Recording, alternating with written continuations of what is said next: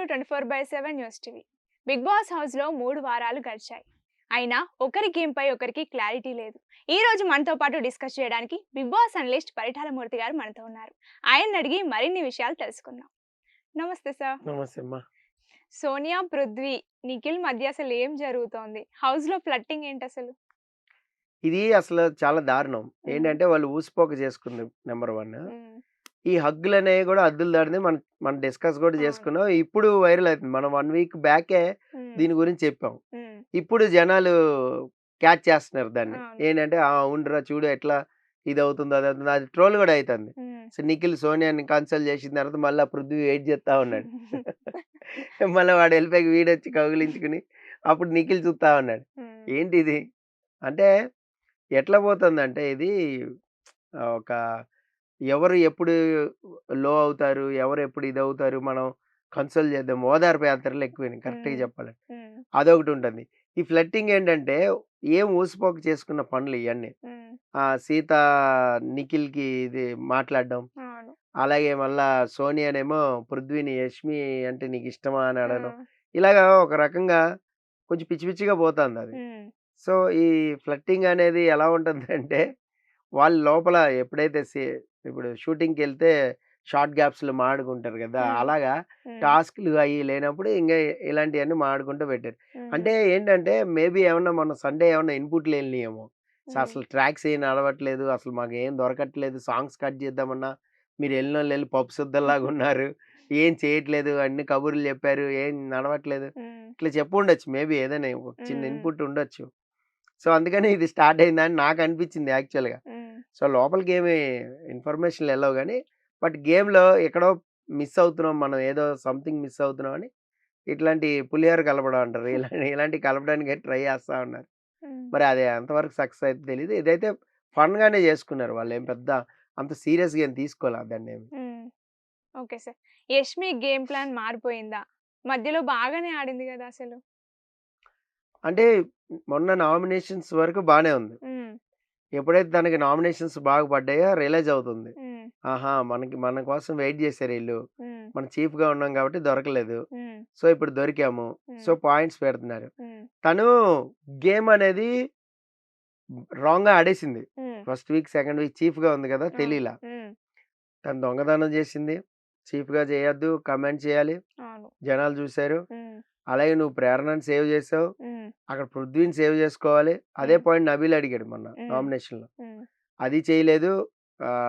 Favouritism అనేది అక్కడ చూపిచ్చావు. అలాగే నువ్వు చీఫ్‌గా ఉన్నప్పుడు పరిగెత్తుకుంటూ వచ్చి 2 సార్లు ప్రేరణ లిస్ట్‌లో ఉన్నప్పుడు ప్రేరణని కాపాడు. హ్మ్.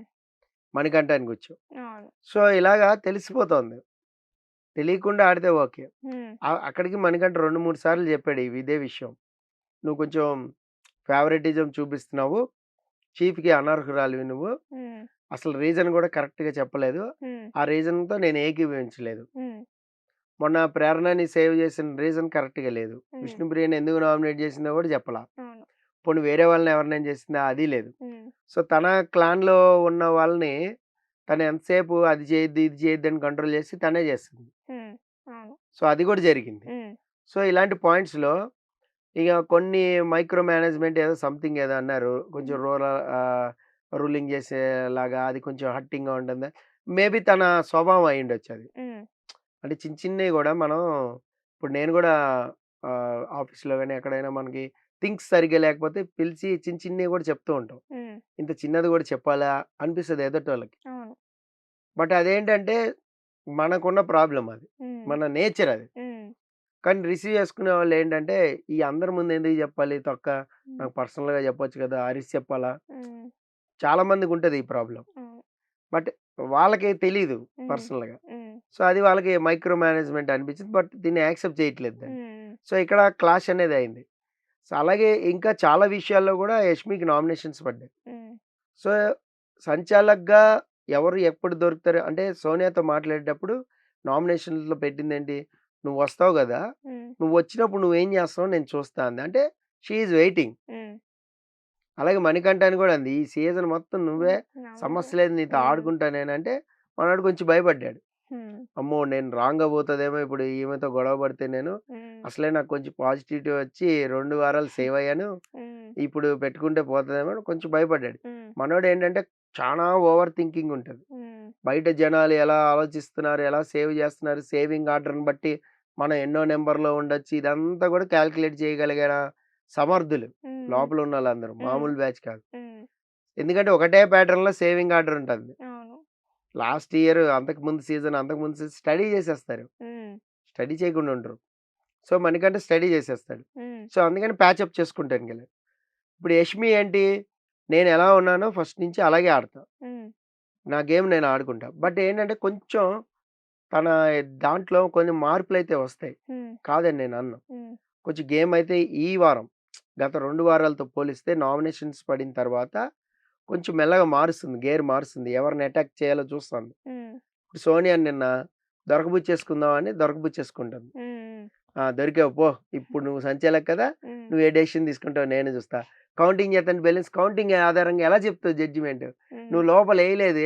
హ్మ్. దొరికాడు. హ్మ్. అలాగే మణికంఠ దొరికాడు. హ్మ్. నువ్వసల ఒకటి పెట్టాలి గదా! వెనక్కొచ్చి పెడితేనే కదా అసలు బజరు ఎండ బజర్ మోగకుండా జడ్జిమెంట్ ఎలా ఇస్తావు? హ్మ్. ఇలా కాస్త ఇదయ్యారు. హ్మ్. దొరకబుచ్చుకున్నారు. అంటే అవును.